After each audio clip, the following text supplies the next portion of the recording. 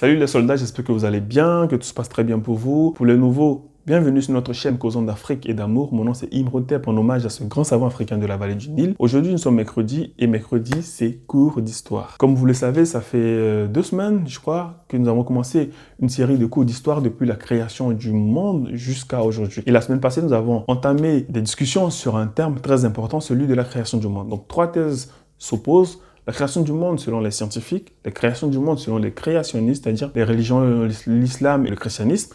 Et la troisième thèse dont on n'en parle pas assez, c'est la création du monde selon les Africains. Parce que oui, les Africains avaient une thèse et c'est très important qu'on débatte de cette thèse-là. Aujourd'hui, nous allons parler de la deuxième partie, c'est-à-dire la création du monde selon les créationnistes, c'est-à-dire ceux qui affirment que le monde a été créé par Dieu, par un Dieu, en 6 jours et qui nous expliquent comment les choses on peut se faire. Donc, nous allons voir ensemble tous ces détails-là. L'étude que nous allons faire aujourd'hui va se porter sur 2 points. Premier point, on va élaborer ensemble tous les écrits de la Bible et du Coran qui font référence à la création du monde.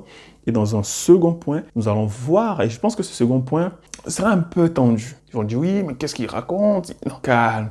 Je sais quand Diop a dit, Africains, armez-vous de science jusqu'aux dents. Le but, c'est d'étudier la chose, de mieux comprendre la chose, afin de voir ce que les autres pensent de nos idées reçues, afin de mieux les comprendre, de mieux les analyser, etc. Donc, il ne s'agit pas de rester figé sur nos idées reçues, il s'agit de les comprendre, de savoir en face ce que les gens y disent. Qui sait, peut-être que cela nous permettra de nous conforter dans nos positions ou de voir des petites nuances, des petites incompréhensions. Voilà, mais le but, c'est pas de dire qui a raison ou qui n'a pas raison. Le but, c'est vraiment d'expliquer clairement les choses, de poser les choses sur la table et puis à chacun de se faire sa petite idée.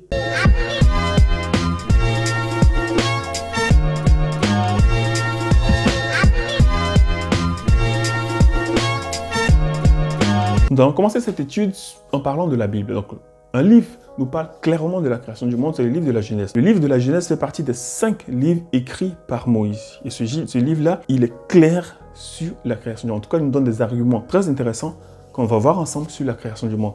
Et on va aller très rapidement, ça va aller vite. Au chapitre 1 du livre de la Genèse, le premier verset nous dit « Au commencement, Dieu créa le ciel et la terre. » Au verset 2, « La terre était informe, vide, les ténèbres étaient au-dessus de l'abîme et le souffle de Dieu planait sur les eaux. » Au verset 3, Dieu dit que la lumière soit et la lumière fut. Au verset 4, Dieu vit que la lumière était bonne et Dieu sépara la lumière des ténèbres. Au verset 5, Dieu appela la lumière jour, il appela les ténèbres nuit. Il eut alors un soir et un matin, premier jour. Donc, ce qui marque le premier jour, c'est la séparation, c'est la création de la lumière et c'est la séparation de la lumière et des ténèbres. C'est d'appeler le jour, la lumière jour et les ténèbres nuit, premier jour.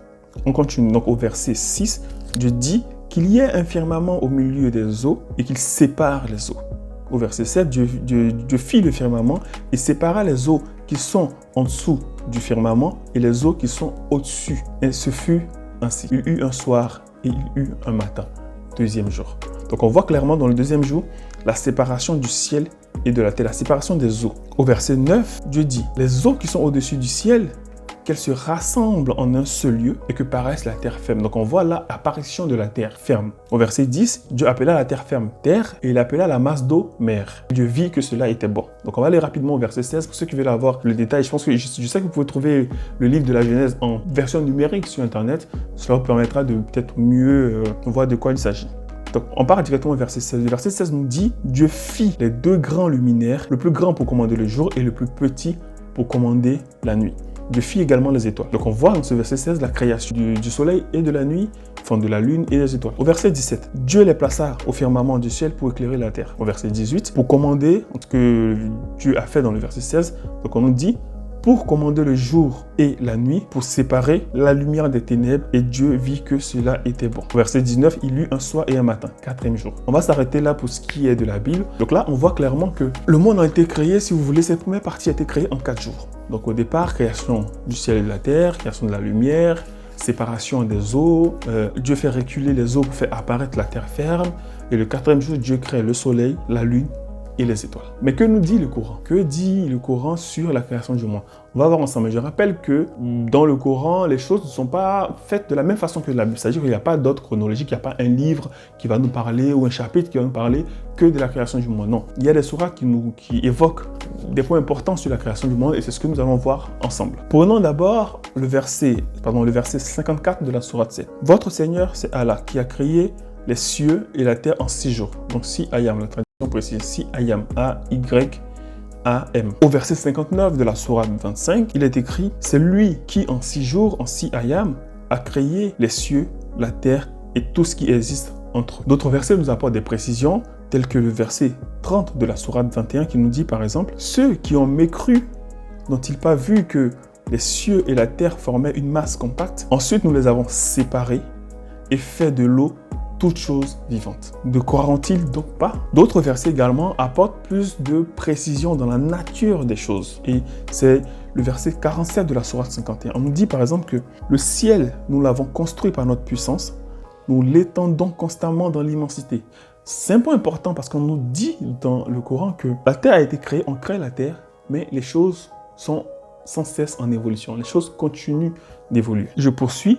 Dans le verset 11 de la sourate 41, il, donc Dieu, s'est ensuite adressé au ciel, qui était alors fumé, et lui dit, ainsi qu'à la terre, venez tous les deux bon gré, mal gré. Tous deux dire, nous venons obéissants. On voit grosso modo que les deux thèses, en fait, ne sont pas si différentes que ça. Ne sont pas différentes, création du monde en 6 jours, en 6 ayam. On nous explique comment les choses ont été faites, séparation du ciel et de la terre, on nous parle de séparation de la lumière, voilà, on est quasiment dans la même chose.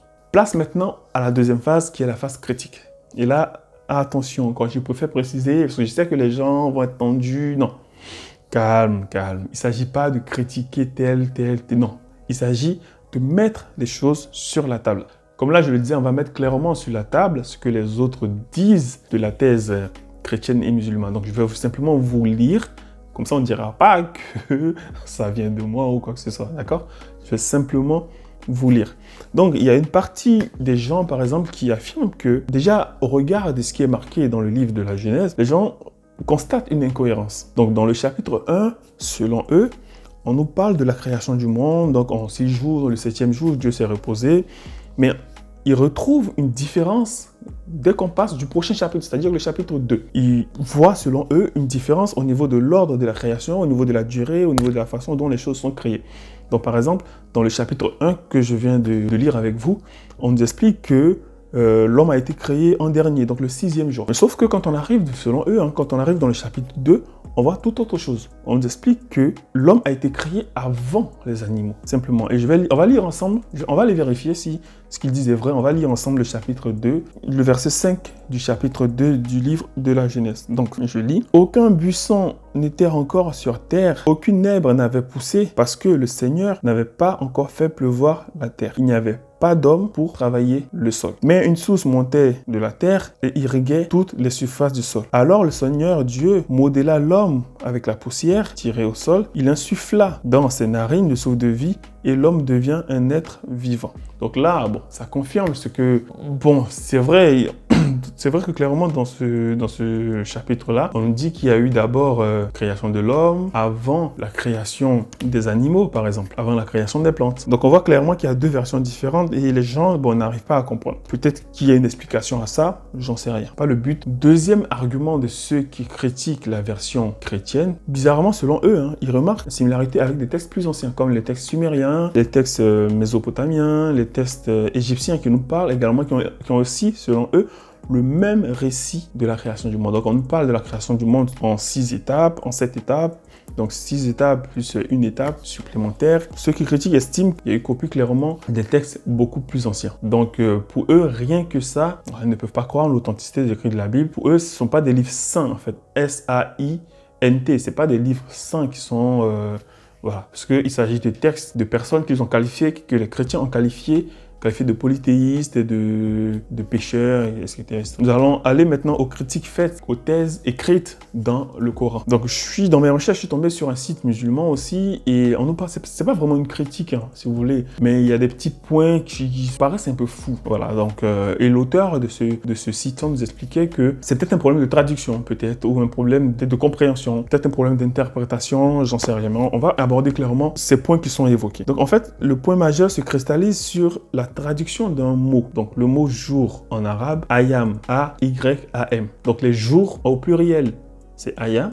Et le singulier du jour, donc les jours, c'est yarm. Donc quand tu dis le jour, tu vas dire yarm. Quand tu dis les jours, tu vas dire ayam. Donc, on nous dit, par exemple, dans les versets que j'ai cités, par exemple, le verset 39 de la sourate 25, qui affirme que la création se fait en 6 ayam. Donc 6 jours, ayam au pluriel, en 6 ayam. Mais l'auteur de ce site-là nous explique que la création du monde ne s'est pas faite en 6 jours. Donc lui, il met un stop et il nous dit non, il y a une différence entre la version musulmane et la version chrétienne. Pour lui, le problème vient du mot yam.